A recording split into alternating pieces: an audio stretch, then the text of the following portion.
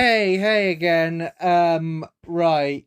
My name's John Hort9, and I've done a little video since the start of the Premier League doing my prediction of the table. Season's over now, so let's react to my table. Oh god, it's just last time I done this, I got none of the predictions alright. I got some like top four and who's going to get relegated correctly, but just not in the right position. So let's give it a go again, shall we? So I'm just going to watch my old video and just give my honest reaction. I will give myself half a point if a team got in top four said correctly, but in incorrect positions, and same with relegation. So let's kick things off. 20th, Bournemouth. Oh boy, I'll get off of a stinker already. Bournemouth, I love Bournemouth now, to be honest with you, because they surprised the hell out of every single one. Because I bet even you thought Bournemouth were going to get relegated at the start of the season. No, and especially since they lost, what was it, 9-0 to Liverpool? And afterwards they sat Scott Parker, I thought straight away, it's going to be end of the world, final nail in the coffin. But straight away, Gary O'Neill changed the team around, got some big points against some big teams, new owners came in, and gave him a bunch of players and helped them survive. And my honest opinion, and this may be unpopular, Gary O'Neill, manager of the season. That's all I'm going to say. 19 Fulham. You know what? I'm so glad I'm wrong about this, because this proves right here, especially not just Bournemouth and Nottingham Forest, as Nuke and Fulham, that teams that go up don't have to fear that they're going to go straight back down again, because these top three teams survived, and they can prove straight away they deserve to be in this league. And I'm quite happy about that. 18th, Southampton. Now, right, this is where I give myself half a point. Because I did say Southampton were to get relegated. It just wasn't looking good for you. It just... nothing was working before you lot. You had fight. And that's the one thing straight away. You did give it a lot. But in the end, James Ward-Prowse's free kick was not enough to survive it. 17th, Nottingham Forest. I thought so. I was just one place off this. This is annoying. I do think a lot of those signings were going to come back to haunt them. There were some gems in there. Proper gems. But it was just like playing with a Call of Duty mystery box with some of those signings. You don't know if some of them are going to be a gem or some of them are going to be a disaster. And there were quite a few of them. 16, Leeds United. I should have saw it coming. I should have put Leeds relegated. But no, I thought Jesse March had some good players, and I thought players alone would save him. But no, I was wrong. There were a lot of duds in there, and Leeds proved to be one of the worst defensive teams. They should have kept Bielsa. That's everyone's been saying. I bet Leeds fans are saying they should have kept Bielsa. Instead, they sat Jesse March, they sat Javi Garcia, and then they had Sam Allardyce. 15th, Brighton Hove Albion. Oh my god, just skip it. Just skip it. Seriously, I'm so embarrassed about this. Why did I think Brighton were going to be that low? Oh, you know what? Everyone alone is going to be praising Brighton how well, and especially their scouting, Mark. It's been out of this world. I bet you they're going to have Tottenham scouters spying on the Brighton ones to find the best signers before they do.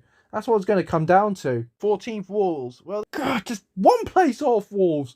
One place off. Yeah, I knew straight away that some of the players they got in, I was like, this might be a tricky season. And it was tricky for Wolves. They survived, barely, especially with their new manager in, but I feel reports coming in that he wants to leave because the Wolves board doesn't want to give him the right money. 13th, Everton. Well, oh, for fuck's sake. I've lost count how many I've got wrong so far. Oh, why did I think Frank Lampard is a good manager in the Premier League? He's one of the worst. And I mean that. He's one of the worst Premier League managers. I can't believe how bad he is. And afterwards, Everton just sunk. Utterly sunk. And it was just so awful for him. Even much that the fans have started causing riots for him. But Sean Dykes is at the helms. And if they get rid of a lot of those big players on their big wages, then I can see this team improving a lot. 12th, Brentford. Again, this is an utter stinker. Why did I say Brentford?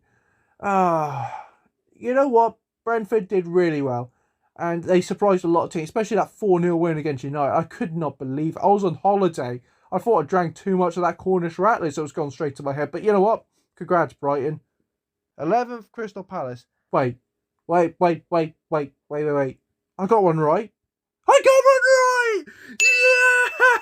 Yes! I got one right! Get in there! Mum, I done it! I got a prediction right! Oh, you beauty.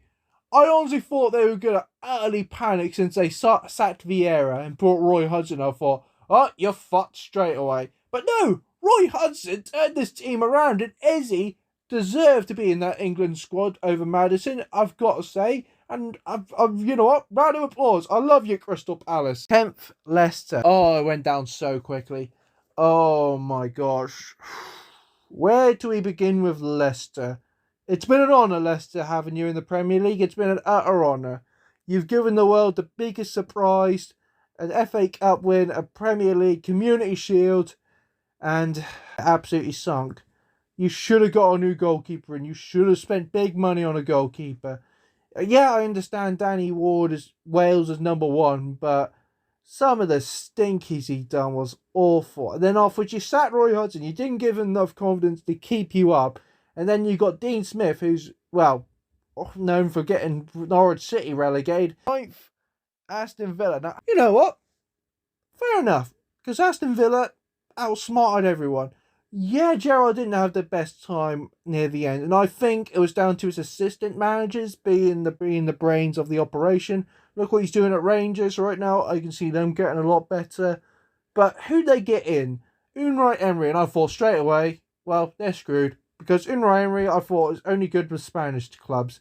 But no, you know what? The board gave him the backing straight away, and I thought he had less pressure than he did at Arsenal.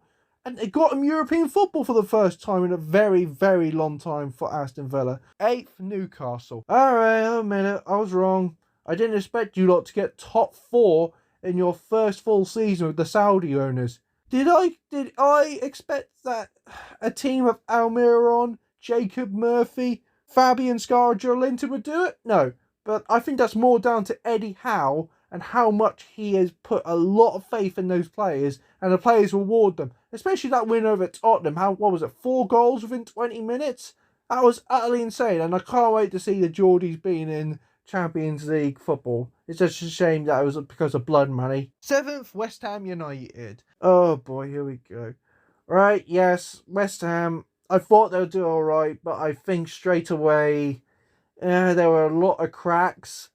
I'm happy that they kept faith in David Moyes because he's rewarded them with keeping them safe, and as well as that, they've got a European finals at the time of this film, and I really hope they win that.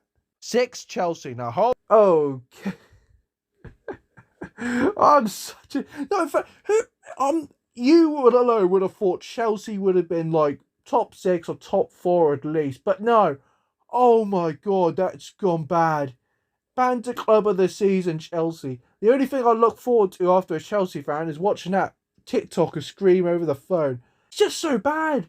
You spent over £2 million in January, and most of them are duds anyway. I can't believe how bad. And then the manager, you got Graham Potter, and I thought, right, give him time. Okay, nope, he's sacked already. Then you got Frank Lampard. He done a great job at Everton. Let's see what he does again. Okay, lost every single game apart from that one against Bournemouth. That's how bad Chelsea is. And I don't see them getting a lot better. No offence, I don't see Poch doing a lot better with them as well. 5, Manchester United. Oh, right. Honestly, I thought it would have been at least 5th place. But the one thing I'm glad is that they got rid of Ronaldo, because that made the team 50 million times better. That's the one thing I bet Ten Hag thought. He was smiling since he done that Piers Morgan interview, because he thought straight away, I can get rid of this bastard, I can get this team working again, and finally we'll get the results in. And it worked. Marcus Rashford became probably one of the best players for United, as well as a handful of others. And the sky's the limit for Man United. Off Tottenham. Okay, the one thing I'm annoyed about, I said straight away about this, is I said keep Conte.